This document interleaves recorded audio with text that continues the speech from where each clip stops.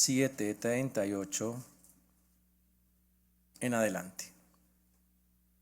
Hechos 7:38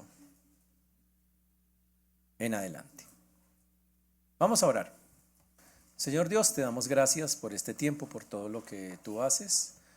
Te agradecemos, Señor. Pedimos que tú obres en cada vida, en cada corazón, que tú seas guiándonos en todas las cosas que nosotros vamos a estar hablando, Señor. Despeja nuestra mente, nuestro corazón, para que en verdad esté dispuesto a recibir tu palabra. Perdónanos si hay algo que esté impidiendo eso. Ayúdanos a poder dar y recibir, Señor, lo que tienes para nosotros. Gracias por cada persona que has traído y ten misericordia de todos los que nos escuchan, Señor, de tu siervo quien habla, y que esta palabra haga el efecto que tiene que hacer en cada uno de nosotros, pues lo pedimos en tu precioso nombre, en Cristo Jesús. Amén y amén. Vamos a mirar el camino del rechazo que ya empieza a señalar nuestro amigo Esteban. Dice el versículo número 38. Este es aquel Moisés que estuvo en la congregación en el desierto con el ángel que le hablaba en el monte Sinaí y con nuestros padres, y que recibió palabras de vida que darnos. Vamos a hablar, y entonces él sigue hablando de Moisés. Ya dijo que Moisés fue bendecido en lugares que no eran propiamente el templo ni Jerusalén. Que la presencia de Dios, Moisés la percibió muy lejos de esa tierra, incluso de la tierra prometida. Solo para mostrarles que el único lugar santo no es el templo. Y ya con eso desvirtuó eso. Pero él ahora va a querer a mostrarle claramente a ellos que ellos están olvidando de algo. Que detrás de las quejas de ellos hay algo que no están teniendo en cuenta, y eso es lo que va a mirar en detalle. Entonces él continúa el discurso diciendo que Moisés estuvo con el pueblo de Dios. Dice en la congregación. La palabra congregación ahí es eclesia, la misma que usamos nosotros para los llamados afuera, o es la palabra que usamos para iglesia. Casi que podemos decir que Moisés estuvo con la iglesia en el desierto, con el ángel que le hablaba en el monte Sinaí. Uy, eso suena muy chévere. Moisés estuvo allí entonces en ese lugar con ellos, guiado obviamente por el Señor. Ahora, para entender qué es lo que quiere decir, dice, este es aquel Moisés. Los judíos a los que le está hablando conocen las escrituras al detalle. El texto citado hace parte de la traducción del Antiguo Testamento al griego, la Septuaginta. Y resulta que Esteban es un tipo que casi se la sabe de memoria. Las palabras del discurso de Esteban, en más de un 90%, son textuales. Significa que el tipo se las sabía, las usó tal cual. Y obviamente estaban eruditos de la ley, así que para que no pudieran decir que estaba hablando de algo completamente diferente. Y entonces dice que los llamados afuera estaban en el desierto con Moisés. Moisés los estaba dirigiendo y Dios estaba también con ellos. Toda iglesia tiene que ser dirigida por el Señor. Si sembramos nuevas obras, este texto nos recuerda que la iglesia desde sus raíces siempre ha sido un pueblo congregado en el desierto de este mundo. En cualquier lugar donde Dios nos coloque, que no hay un lugar más espiritual que otro. Y Moisés es el ejemplo perfecto de cómo se lleva a cabo. Había una queja contra Moisés, que él no aceptaba o blasfemaba contra la ley de Dios.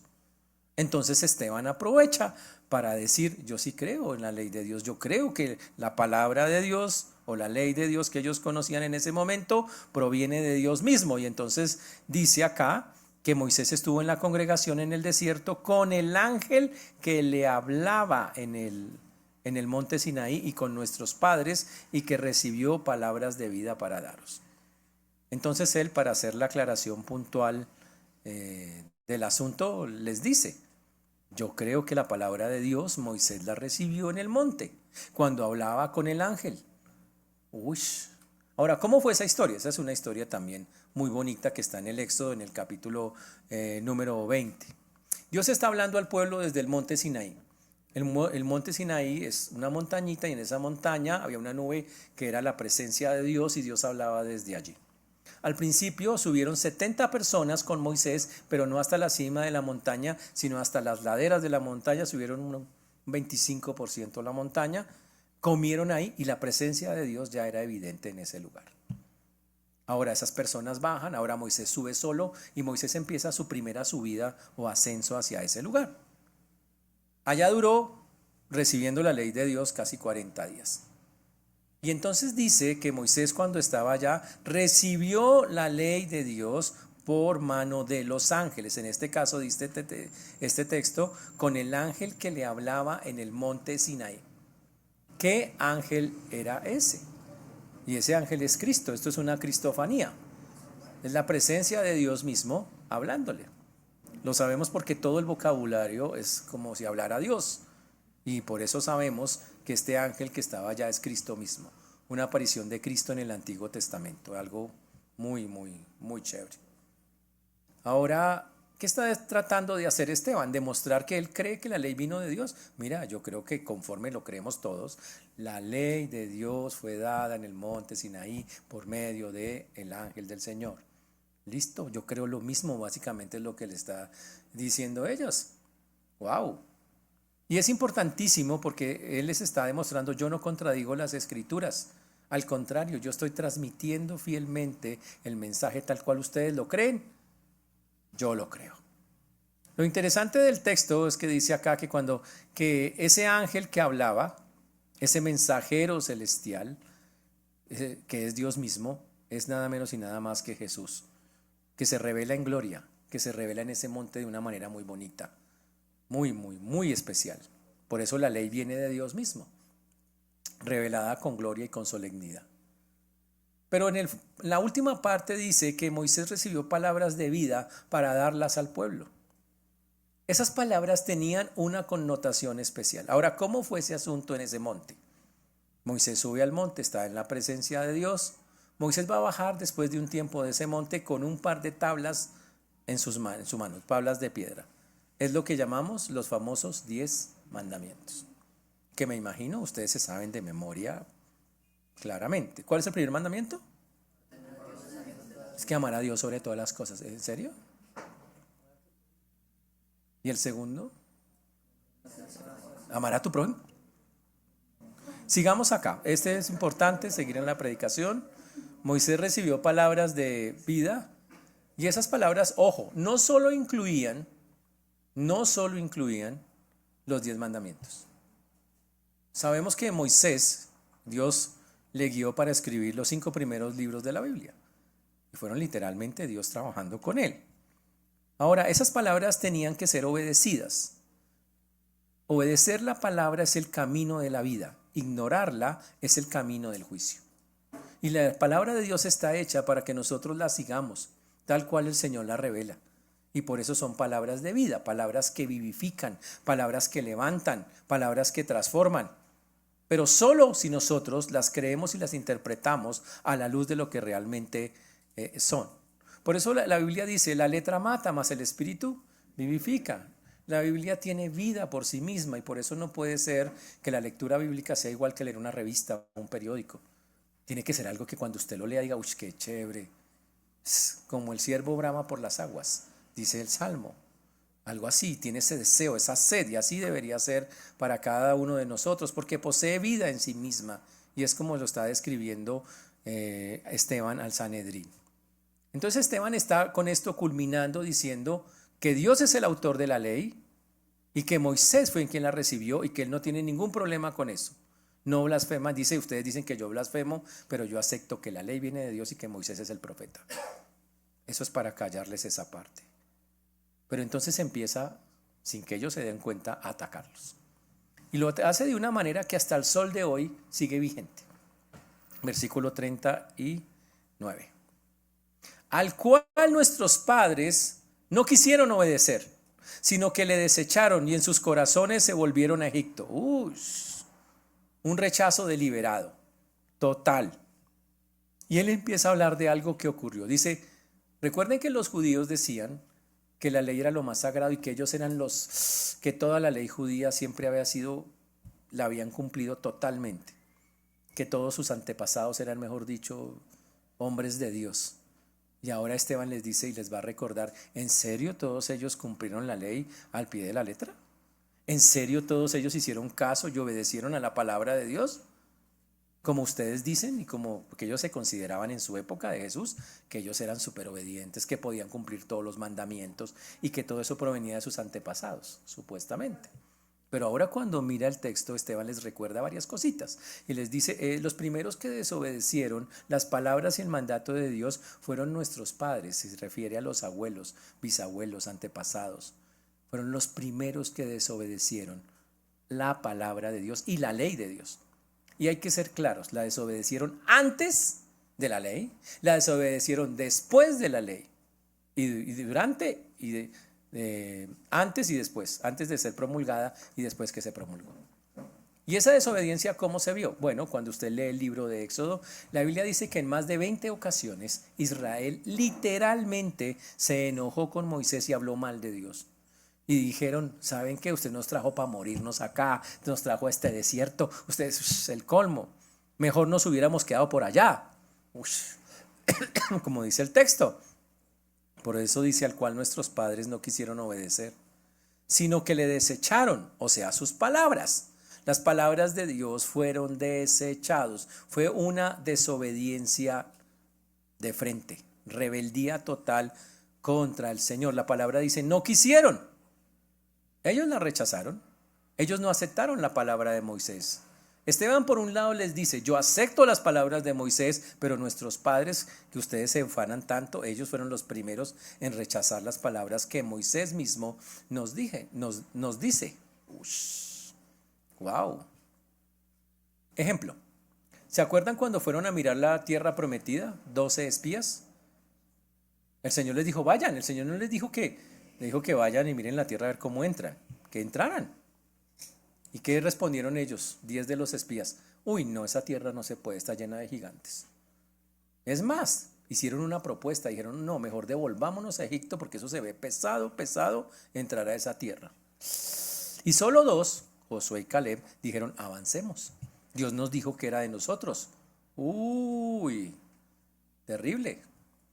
El resultado fue terrible, fue devastador. Todos los hombres de guerra mayores de 20 años, salvo Caleb y Josué, murieron en el desierto a lo largo de 40 años. Quiere decir que en ese desierto hay más o menos unos 600,000 hombres. Imagínense eso. ¿Todo por qué?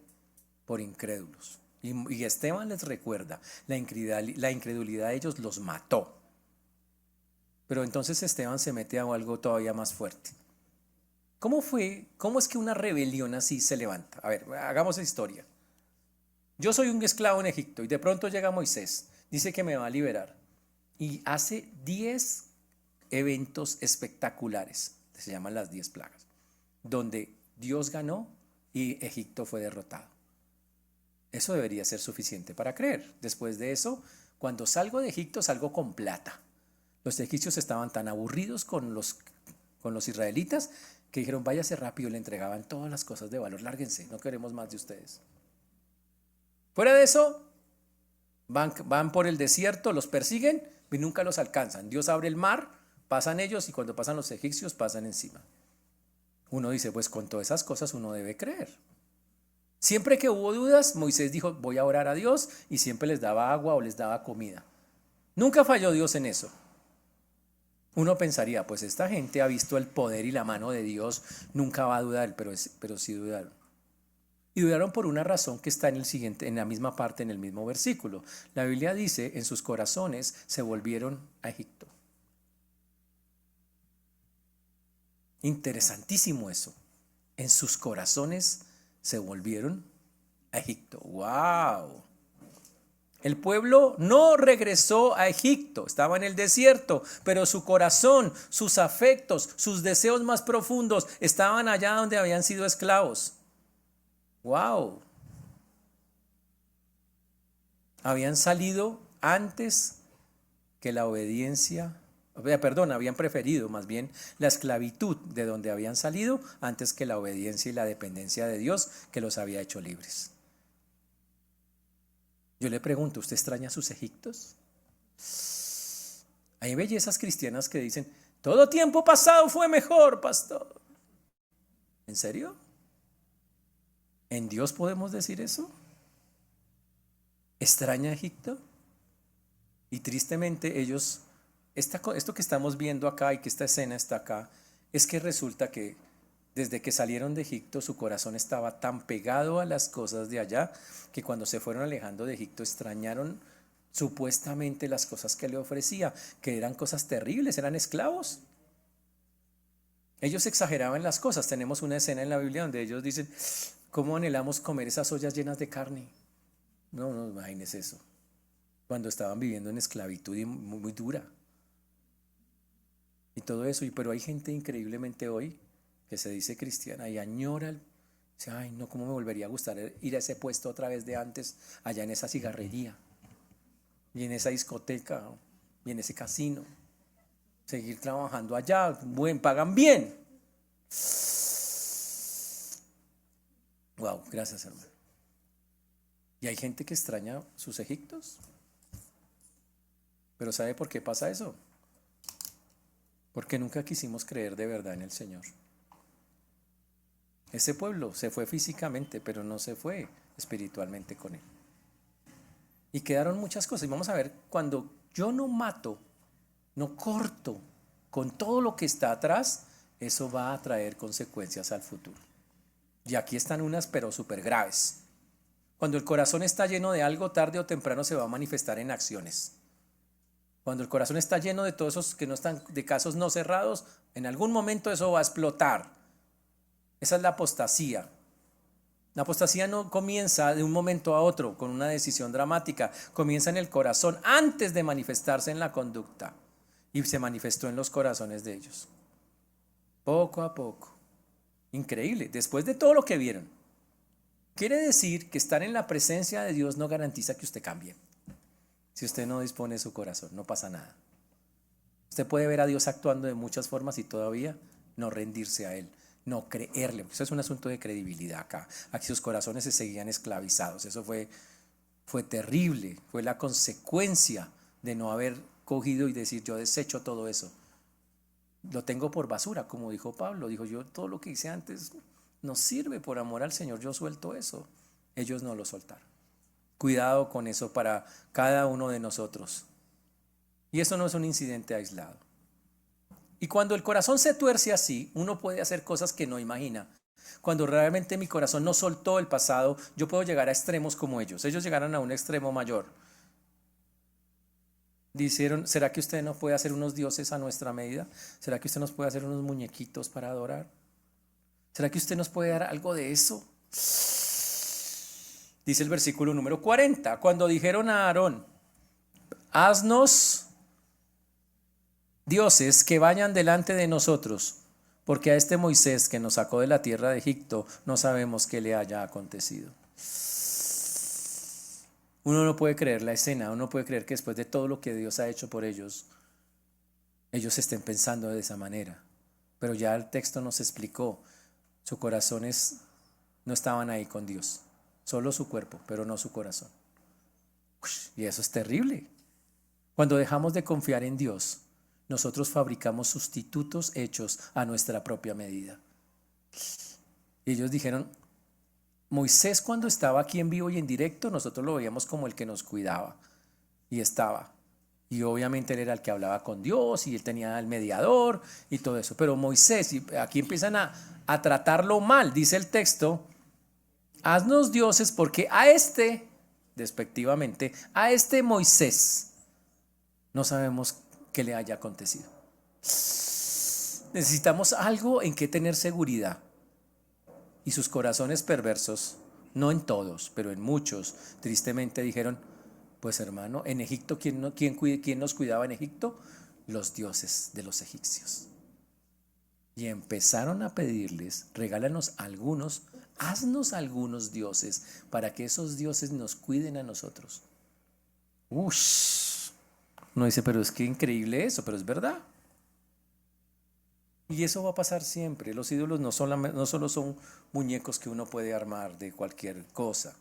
Los ídolos es todo aquello que reemplace a Dios y que reemplace y que sea la fuente de confianza de nosotros. ¿De qué dependemos nosotros? Del Señor. Pero si yo me pego de personas o me pego de circunstancias o me pego de cosas, perdí. Ya estoy formando mi ídolo, mi propio ídolo. No, que esa platica en el banco, con eso yo vivo feliz los próximos 30 años, yo ya estoy, ¿en serio? ¿Es de eso se quiere agarrar? ¿Quiere vivir para eso? Nosotros no vivimos para eso. Señor, si hay o no hay, eso es algo que tú definirás. Administraremos de la manera que quieras, pero tú definirás, punto. Y si hay, gloria a Dios. Y si no hay, gloria a Dios. Así funciona con Él. Pero qué duro es para la gente. Y por eso usted y yo tenemos que preguntarnos, ¿será que nosotros mismos hemos hecho nuestros propios hijos? Porque a veces le damos muy duro a ellos, ¿no? Los juzgamos, uy, tan paganos, idólatras. Pero a veces nuestras vidas giran alrededor de algo que no es Dios. Nuestra confianza dice, no, es que yo estudio esto y me aseguro. Yo consigo ese puesto y... ¿En serio de eso nos queremos agarrar? Eso es lo mismo que hacer un ídolo. No tiene nada que ver. Y por eso pregúntese, ¿de casualidad he fabricado mis propios sustitutos en los cuales confío más que en Dios? ¡Wow! Y entonces hay que entender cómo ocurrió la escena. Moisés estaba en el monte Sinaí en la presencia de Dios. Recibía la ley, en la cual uno de sus mandamientos es no haga imágenes de nada de lo que esté arriba en el cielo, ni abajo en la tierra, ni debajo de la tierra. No te inclinarás ante ellas ni las honrarás, porque yo soy Jehová tu Dios fuerte y celoso, que castigo la maldad de los padres sobre los hijos hasta la tercera y cuarta generación de los que me aborrecen. Y que hago misericordia a millares, dice el Señor. Y el Señor está escribiendo eso arriba y acá abajo está pasando otra cosa. Se quedó Aarón, dizque dirigiendo la congregación. Y entonces la gente empieza a inquietarse. Este Moisés, ese señor nada que aparece. Y van donde Aarón le dice, Aarón, estamos preocupados, ese señor no aparece. Háganos un Dios o varios dioses que nos cuiden. La respuesta de Aarón es chistosísima. Es un chiste. Porque cuando Moisés baja a preguntarle, ¿qué pasó? Porque Aarón les hizo el muñeco. Le dice, yo no sé. Yo pedí zarcillos. Le dije, traigan todas sus cositas de oro que estén sueltas. Fundí eso, hice así, ¡pum! Y me salió ese animal.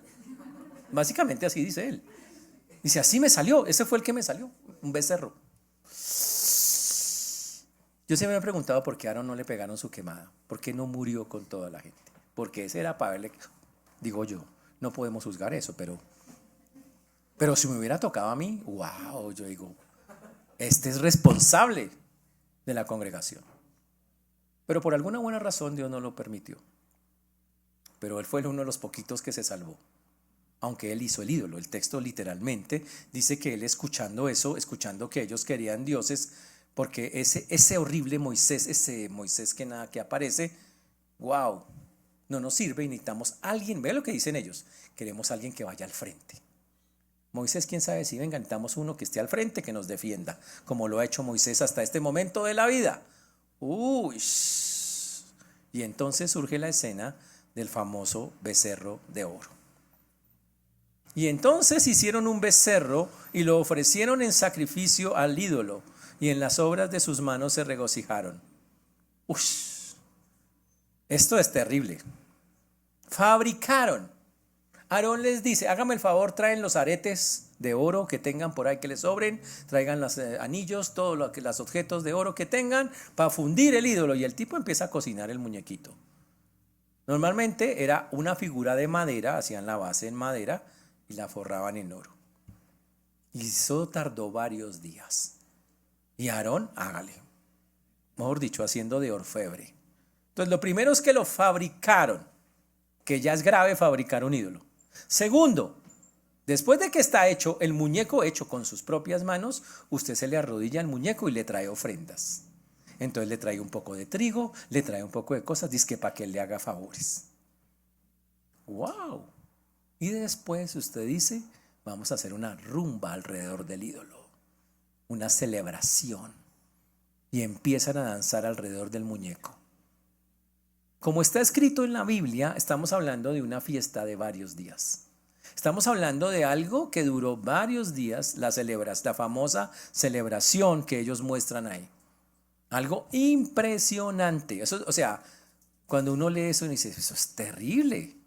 ¡Wow! Eso nos lleva a varias definiciones. La idolatría requiere inversión de plata, requiere inversión de tiempo, requiere inversión de sus propios recursos. La primera cosa. La segunda es que ofrecieron sacrificio cuando la ley de Dios dice explícitamente, y cuando baje Moisés va a ser más claro todavía, que fabrique y adore imágenes. Y lo más terrible, la tercera, dice que se regocijaron en la obra de sus manos. Uy, ¿qué significa eso? Cuando terminaron de hacer el muñeco, ellos no se arrepintieron, no sintieron dolor, no dijeron, uy, qué embarrada haber hecho eso, nada. Estaban felices mirando al muñeco que habían hecho. Uy. Y fuera de eso, celebraron desenfrenadamente. Se regocijaron. Uy. Orgullo e idolatría. Eso es durísimo. O sea, llegaron a un punto de caída impresionante.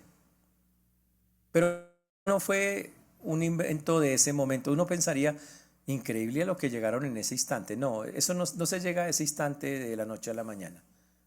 Es una decadencia que viene desde antes.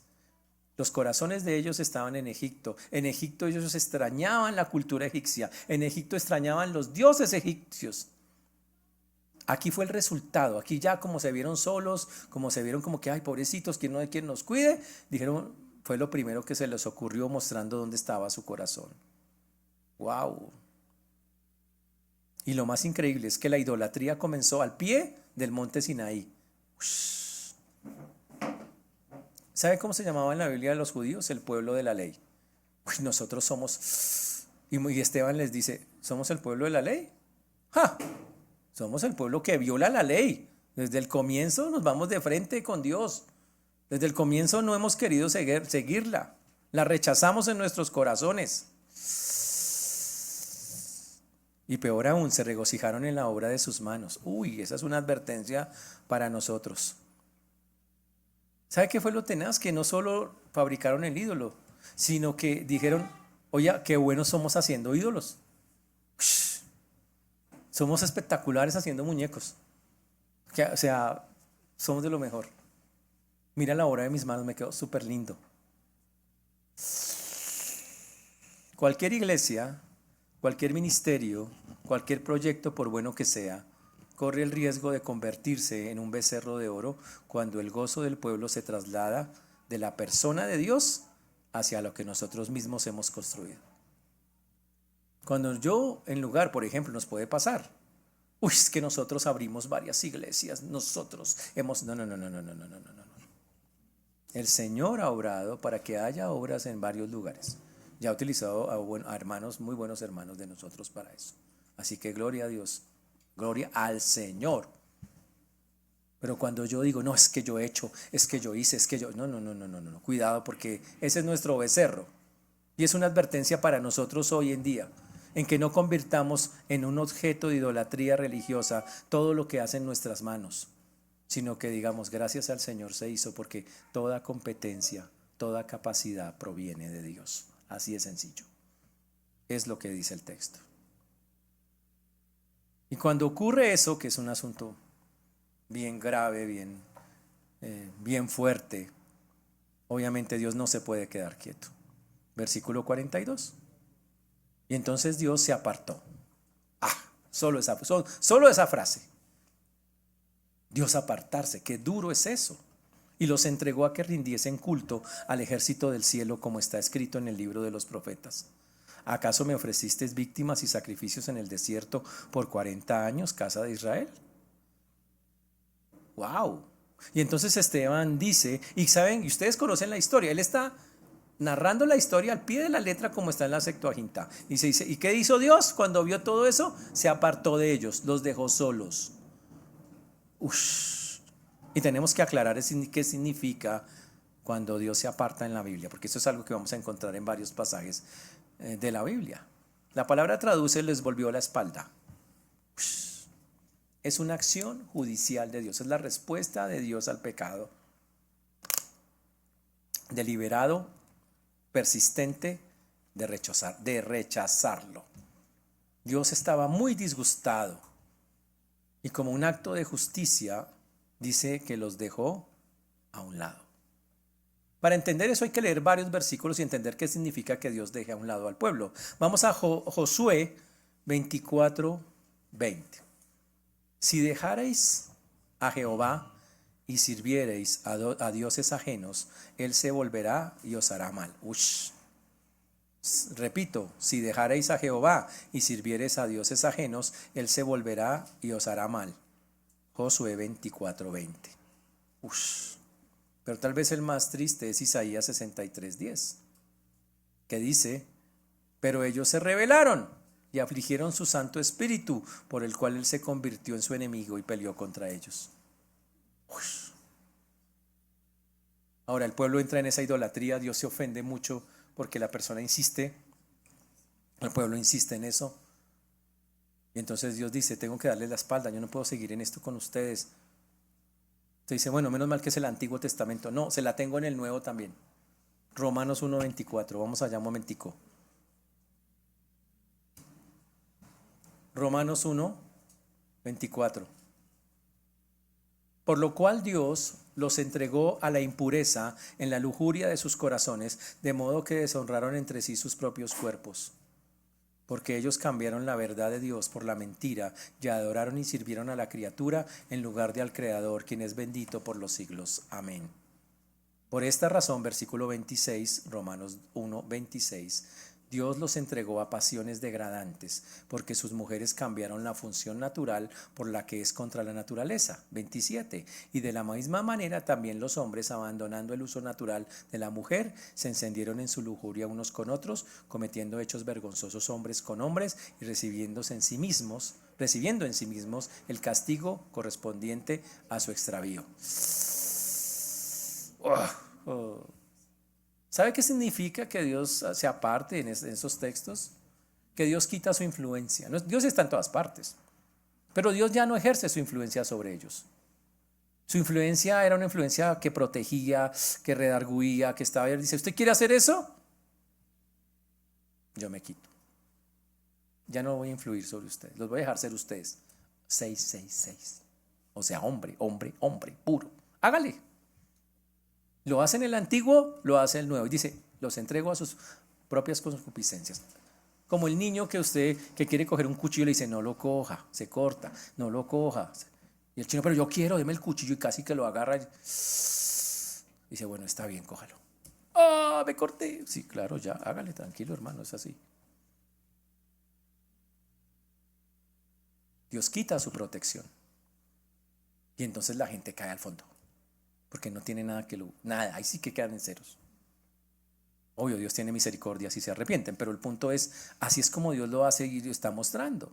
¿Y por qué Dios se enojó tanto? Porque dice acá que se apartó y los entregó a sus concupiscencias. ¿Sabe cuál es la concupiscencia de ellos? Adorar, darle culto al ejército del cielo. ¡Ja! Casi nada, la maña que traían de Egipto. Aprendieron a adorar a las estrellas, al sol, a la luna. Horrible. Aprendieron a adorar a ese tipo de cosas. Y nos van a los nombres ahorita de algunos. Dice que adoraron al culto al ejército del cielo, como está escrito en el libro de los profetas. ¿Acaso me ofrecisteis víctimas y sacrificios en el desierto por 40 años, casa de Israel? Y entonces Esteban hace una denuncia espectacular. Dice: ustedes adoraron al sol, la luna, las estrellas como los pueblos paganos, porque abandonaron a Dios. Y como dice Amós, ese texto que está ahí, esa parte final, es Amós capítulo 5, versículo 25 al 27. Y básicamente lo que está diciendo allá es una pregunta retórica que hace Dios a su pueblo. Dios pregunta por medio del profeta: oiga, ¿los sacrificios que ustedes me ofrecieron los 40 años en el desierto fueron ofrendas exclusivas para mí? Y la respuesta es no. Increíble. En el desierto, castigados por su desobediencia y su necedad, siguieron ofreciendo sacrificios a los dioses paganos de Egipto. Eso es terrible. En pocas palabras, siguieron ofreciendo rituales conforme a los ritos de los egipcios. Y varios, no uno solo. Ahora hay que entender algo. Muchas veces los sacrificios que se elevaban al Dios verdadero eran actos de idolatría. La gente creía que a través de esto yo realmente estoy agradando a Dios. Mucha gente hace eso hoy. Hay gente que sube a Monserrate con frijoles en los zapatos y dice yo estoy agradando a Dios. Dios debe estar feliz. Yo los cocinaría primero porque eso debe tallar tremendo. Pero el punto es, hay gente que hace peregrinaciones hasta pueblos lejanos, dizque para poder agradar a Dios. Y se sienten felices con eso. Y Dios dice, ¿en serio? ¿Usted cree que a mí eso me gusta? Yo no quiero eso. Y es algo tan duro, pero que es lo que está diciendo acá. Este pueblo empezó a hacer eso, que tenemos que ir a un texto que denuncia eso de una manera fuertísima. O sea, es un texto que lo dice de manera salvaje, fuerte. Es Isaías 1:11.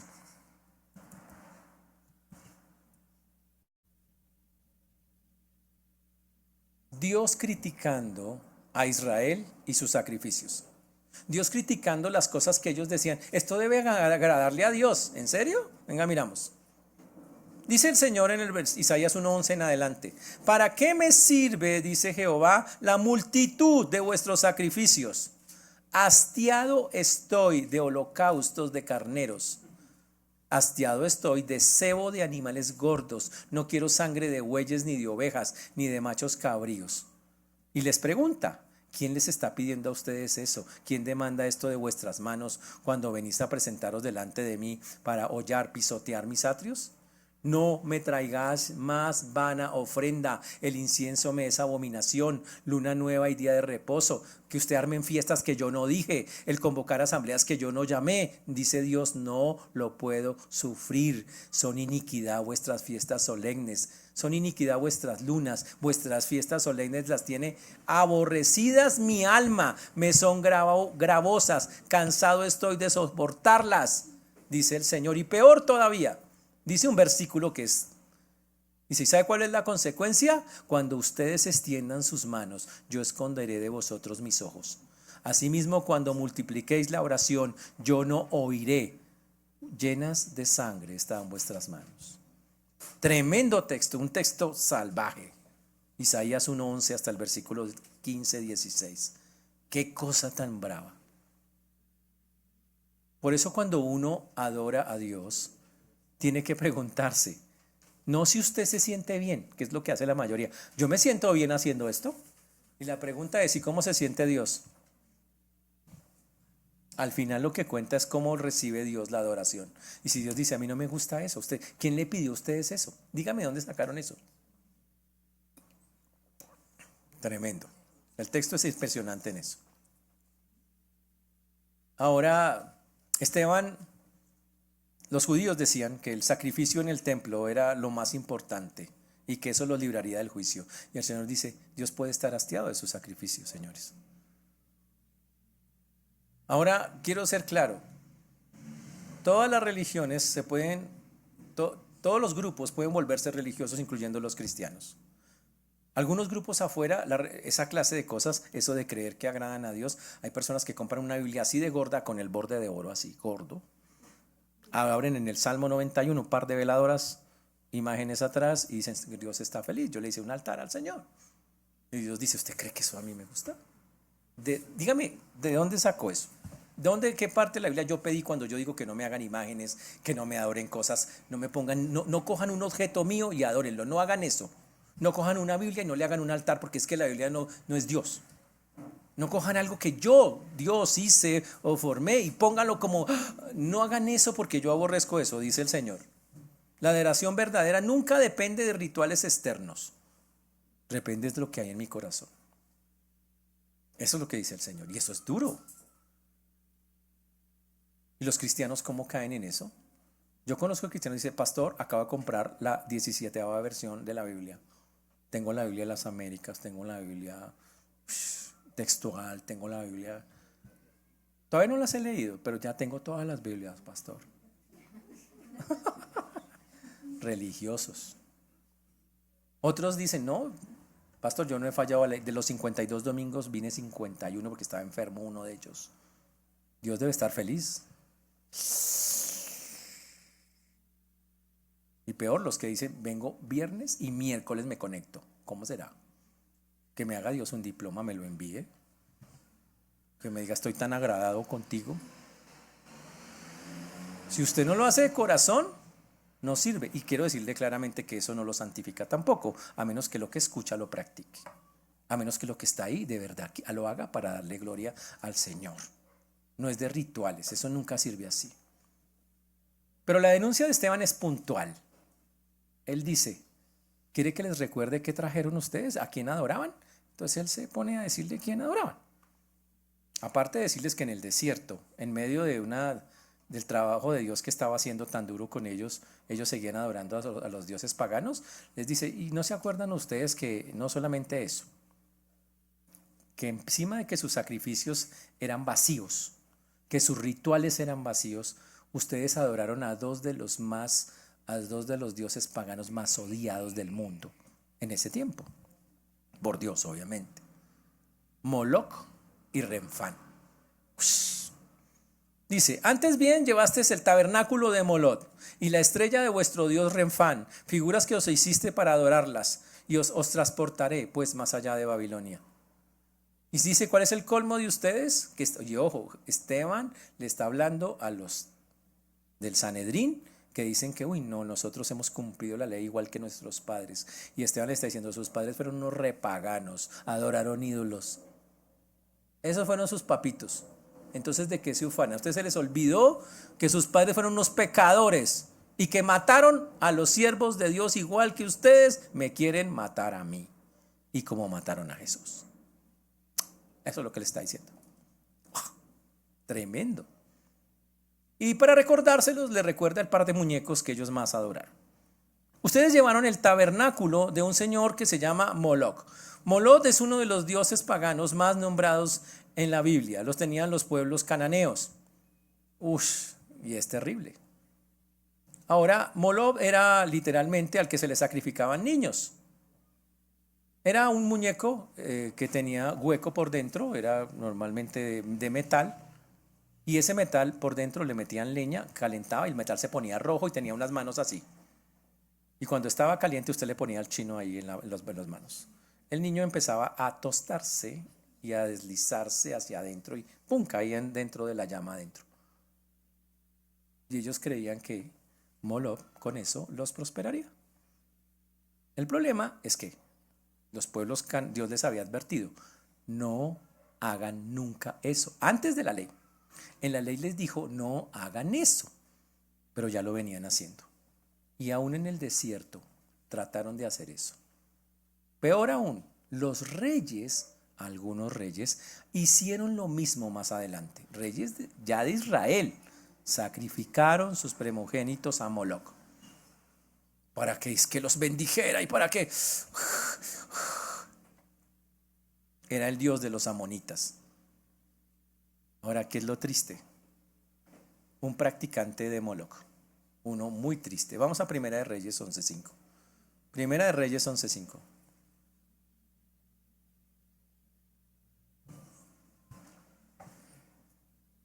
Uno dice, pero ¿qué cristiano podría caer en eso tan terrible? ¿Qué creyente podría adorar a un Dios que hace eso? Bueno, aquí les tengo uno. Versículo 5, Primera de Reyes 11:5. Porque Salomón siguió a Astoret, diosa de los sidonios, y a Milcón, ídolo de los amonitas. Es otro nombre para Moloc. E hizo Salomón lo malo ante los ojos de Jehová. Uy. Ahora, quiero que entiendan qué le pasó a Salomón. Salomón fue un muchacho, buena gente al principio. Le pidió a Dios sabiduría para gobernar el pueblo y Dios dijo que le daría como nunca nadie ha tenido sabiduría, y él la usó. Pero la Biblia dice que las mujeres con que andó, era un grupo pequeño, 800 más o menos mujeres, torcieron su corazón. Ahora, no le eche la culpa a las mujeres, el corazón que se torció fue el de Salomón, ¿de acuerdo? El tipo tenía todo para saber que eso estaba mal, el tipo tenía la sabiduría de Dios. Y la triste escena es esta, ya cuando el hombre está mayor, muy viejito, influenciado por sus mujeres, no fue que sacrificó a sus hijos, pero sí adoró a los dioses de sus mujeres, compartió con ellas. Y entonces entraba al templo de Jehová, le ofrecía ofrendas al Señor, le cantaba y salía, y cuando veía el sol le decía, oh, sol lindo. Y lo adoraba junto con su linda esposa y sus varios dioses. Eso dice, pero espere, ¿en serio? ¿Así de terrible? Sí, claro. Así de terrible es el asunto. Wow. Eso es increíble. Eso estamos hablando de episodios donde literalmente gente famosa de la Biblia se puso a hacer esas cosas. Es un culto abominable a estas cosas. Salomón entró, compartió, no hizo eso. Es más, era raro, ¿no? Salomón primero atacó a todos ellos. Primero destruyó los altares, acabó con todo eso y después terminó adorando al sol. Es raro. Su corazón se choqueó por dentro. Uy, pero lo hizo, tristemente. Triste eso. Dos reyes sí sacrificaron a sus hijos. Acab y Manasés ofrecieron a sus propios hijos en sacrificio a Molot en Segunda de Reyes 16:3 y Segunda de Crónicas 28:3 y 33:6. Wow. Consecuencia. Dios dice, ¿sabe qué? Os transportaré pues más allá de Babilonia. Conclusión, si ustedes insisten en seguir en eso, y Esteban les recuerda que les advirtió el Señor y que cumplió. El Señor les dijo, como ustedes andan en esa desobediencia, los voy a mandar a Babilonia. Y efectivo, ahí decían en la traducción de la Septuaginta, es la única de las pocas cosas que cambia, dice Damasco. Ellos llegaron a Damasco, sí, pero más allá todavía, hasta Babilonia. Fueron llevados en cautiverio. ¿Por qué? Por la desobediencia, por la idolatría, por negarse a seguir y creer en Dios. Y la sufrieron muchísimo, terrible. ¡Wow! Eso fue muy duro. Ahora, ¿quieres saber qué tanto estaban sufriendo? Hay un libro que es para llorar, se llama el libro de las Lamentaciones. Cuando usted lee Lamentaciones, está leyendo qué sentían ellos cuando van caminando esclavos. Nabucodonosor los lleva en filas, encadenados, y ellos van en la filita hacia los lugares, a las tierras de Nabucodonosor, y van humillados, van arrepentidos. La ciudad de Canaán se queda atrás, la tierra prometida, y van a una tierra extraña. Y el profeta escribe Lamentaciones diciendo, esto sentimos. Estamos aquí por nuestra culpa, dice el profeta. Somos responsables, pero nuevas son sus misericordias cada mañana. Espectacular, es un libro muy bonito también. Entonces Esteban les dice, nuestros padres, a ustedes se les olvidó, nuestros descendientes fueron los primeros que se negaron a obedecer la palabra de Dios. Es más, nuestros padres mataron a los profetas, nuestros padres mataron a Jesús, y ahora ustedes me quieren matar a mí, porque traigo el mismo mensaje. Terrible.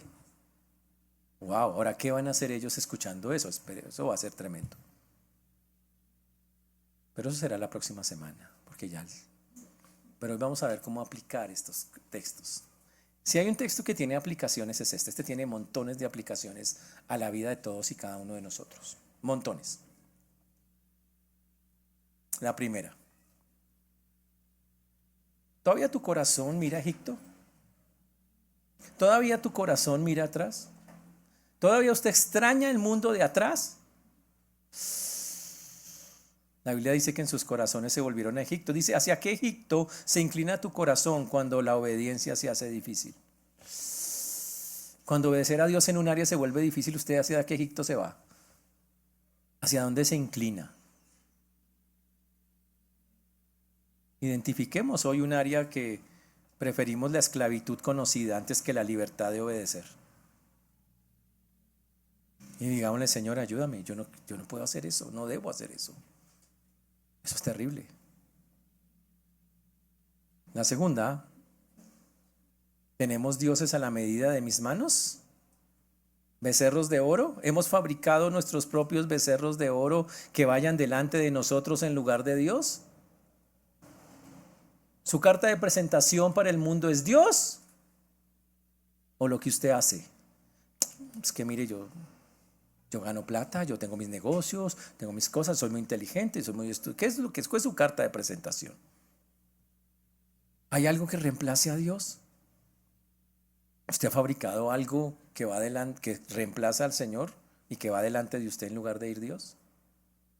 A veces puede ser el ídolo es usted mismo. Dice, no, yo puedo solo. Entregue hoy en oración aquello en lo que busca seguridad aparte de Dios. Entréguelo. Tercera aplicación. El gozo peligroso de mis propias manos. Pregunta es muy sencilla. ¿Dónde está tu mayor gozo? ¿En Dios o en lo que tú mismo has construido? Uy, es que yo he fundado iglesias, yo he evangelizado. Pastor, yo tengo como 800 hijos espirituales. ¿En serio? ¡Wow! Nuestra forma de hablar delata, boletea lo que somos. La gloria, señores, se la debe llevar únicamente el Señor. Toda. Nosotros no podemos tomar absolutamente nada de la gloria de Dios. Ahora, si usted me dice, pastor, mi mayor gozo son las cosas de Dios, entonces ¿por qué ni siquiera aparece un miércoles a orar? ¿Por qué no se involucra en las cosas que tiene que involucrarse para que crezca la obra de Dios? Entonces no diga eso porque no es verdad. Usted el mayor gozo es, uy, me está saliendo mi trabajo, me está saliendo mis cosas, me están saliendo. ¿En serio? ¿Y Dios qué? Hay que darle lugar al Señor. O si no nos vamos a llenar de orgullo de lo que hacemos, en lugar de darle la gloria al que merece la gloria. Hay que adorar a Dios, buscar un tiempo para enfocarnos en todo lo que Dios ha hecho y decirle, Señor, la gloria es tuya. La cuarta aplicación es cómo recibimos las palabras de vida. ¿Con gratitud? ¿Qué hace usted con la palabra que Dios le da diariamente? ¿Cómo la toma? ¿Como la vida, vivir o como una lectura ocasional? Si usted lee la Biblia no le produce nada y no le mueve el piso, o sea, ¿qué jugamos con eso? Moisés bajó con la ley y dijo, estas palabras son para transformar la vida de la gente. ¿Lo está haciendo la palabra el día de hoy? Y si no está pasando, ¿qué vamos a hacer? Empieza a leer la Biblia, pero ojo, y empieza a compartirla.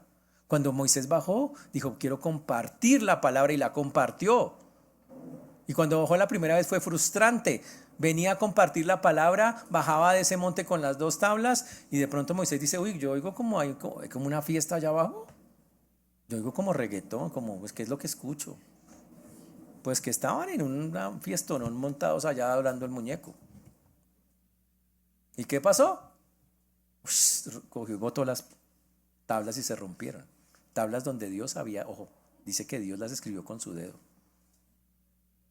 Después tuvo que volver a subir y Dios hizo otras. Bajó con otras, pero el punto es, fue terrible. Ahora que quede claro, Dios no se quedó quieto, ¿no? Moisés hizo moler el asunto, que lo bebieran, se abrió la tierra, se tragó un poco de gente.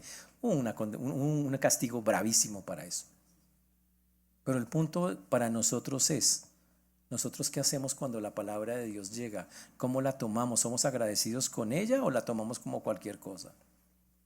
Las palabras de Dios son vivificantes, tienen que producir viva, hacernos mover a nosotros.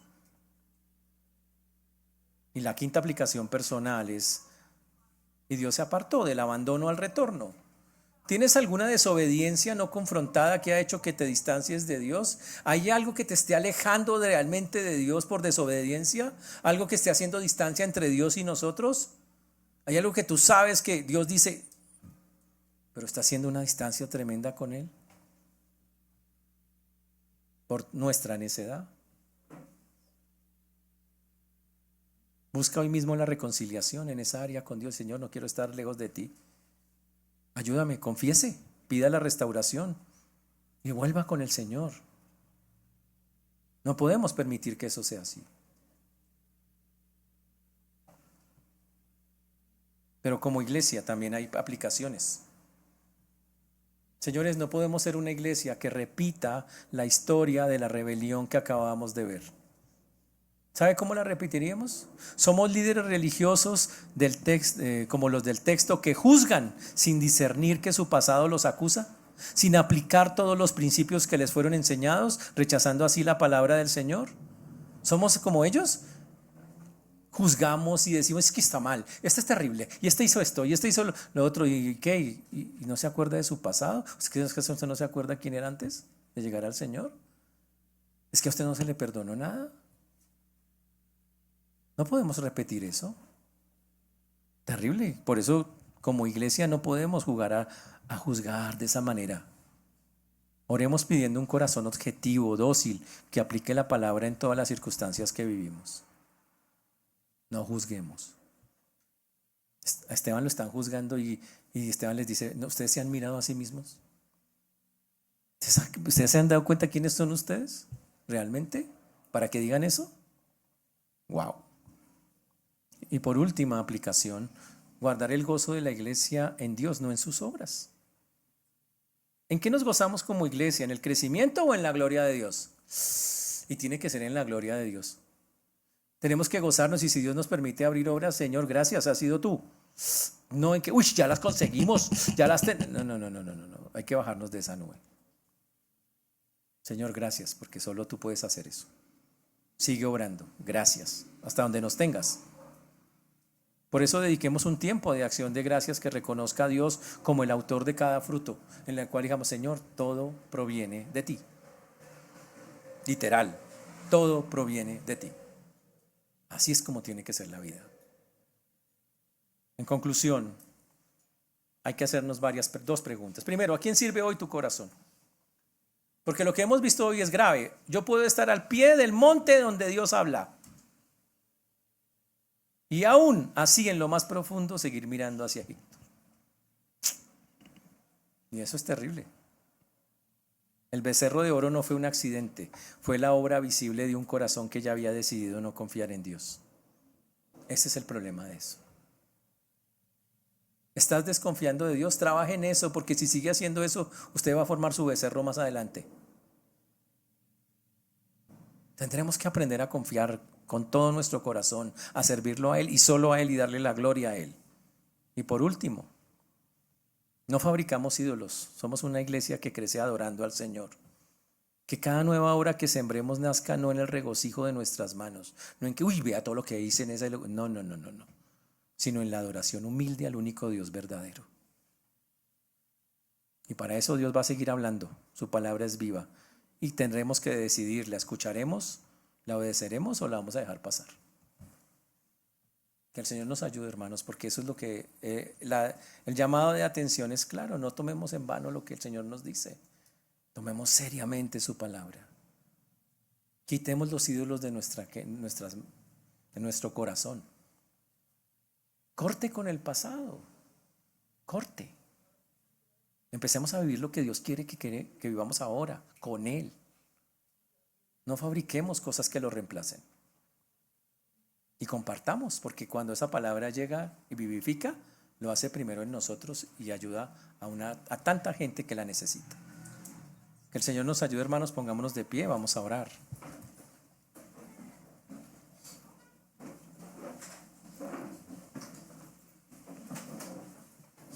Señor Dios, te damos gracias porque solo tú tienes palabras de vida eterna, Señor. Te damos gracias porque hasta aquí nos has traído y has sido bueno con nosotros. Señor, perdónanos porque seguro algunas o muchas veces las dudas con respecto a lo que tú dices se hacen visibles.